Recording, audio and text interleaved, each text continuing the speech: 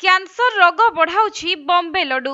ଏଭଳି ଚିନ୍ତାଜନକ ରିପୋର୍ଟ ସାମ୍ନାକୁ ଆସିବା ପରେ ବମ୍ବେ ଲଡୁ ବିକ୍ରି ଉପରେ ଏବେ ବ୍ୟାନ୍ ଲଗାଯାଇଛି। ମିଳିଥିବା ସୂଚନା ଅନୁଯାୟୀ ବମ୍ବେ ଲଡୁ ବା କଟନ କ୍ୟାଣ୍ଡିରେ ମିଳିଛି କ୍ୟାନ୍ସରର ସୃଷ୍ଟିକାରୀ ଉପାଦାନ। ଏହା ମୁଖ୍ୟତଃ ଚିନିରେ ତିଆରି ହୋଇଥିଲେ ବି ଏହାକୁ ସ୍ୱତନ୍ତ୍ର ରଙ୍ଗ ଦେବା ପାଇଁ ବ୍ୟବହାର ହୁଏ ଅତ୍ୟନ୍ତ କ୍ଷତିକାରକ କେମିକାଲ। ଆଉ ସେହି କ୍ଷତିକାରକ କେମିକାଲ ହେଉଛି ରୋଡାମିନ୍ ବି। ଚେନ୍ନାଇ ସ୍ଥିତ ଫୁଡ୍ ଆନାଲିସିସ୍ ଲାବୋରେଟୋରୀରେ ଏହା ସ୍ପଷ୍ଟ ହୋଇଛି। ତେବେ ଜାଣି ରଖନ୍ତୁ ଯେ କ'ଣ ଏହି ରୋଡାମିନ୍ ବି, ଯାହାକୁ କ୍ୟାନ୍ସରର କାରକ ବୋଲି କୁହାଯାଉଛି। ବିଭିନ୍ନ କାରଖାନାରେ ରୋଡାମିନ୍ ବି କୁ ଏକ ଡାଏ ବା ରଙ୍ଗ ଭାବରେ ବ୍ୟବହାର କରାଯାଏ। ବିଶେଷ ଭାବେ କପଡ଼ା ଓ ଚମଡ଼ା କାରଖାନାରେ ଏବଂ ଛପା କାର୍ଯ୍ୟରେ ଏହାକୁ ବ୍ୟବହାର କରାଯାଇଥାଏ।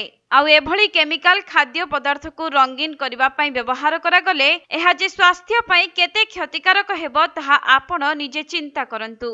ଜାତୀୟ ଗଣମାଧ୍ୟମରେ ପ୍ରକାଶିତ ଖବର ଅନୁସାରେ ଦୀର୍ଘ ଦିନ ଧରି ଖାଦ୍ୟରେ ଏହାକୁ ସେବନ କଲେ କିଡନୀ ଓ ଲିଭର ଉପରେ ବି କୁପ୍ରଭାବ ପଡ଼ିଥାଏ, ଯାହାକି ଏହା କିଡନୀ ଏବଂ ଲିଭରରେ ଜମା ହୋଇ ପରବର୍ତ୍ତୀ ସମୟରେ ଅଲସର ଏପରିକି କ୍ୟାନ୍ସର ଆଡ଼କୁ ଗତି କରିପାରେ ବୋଲି ଆଶଙ୍କା କରାଯାଉଛି।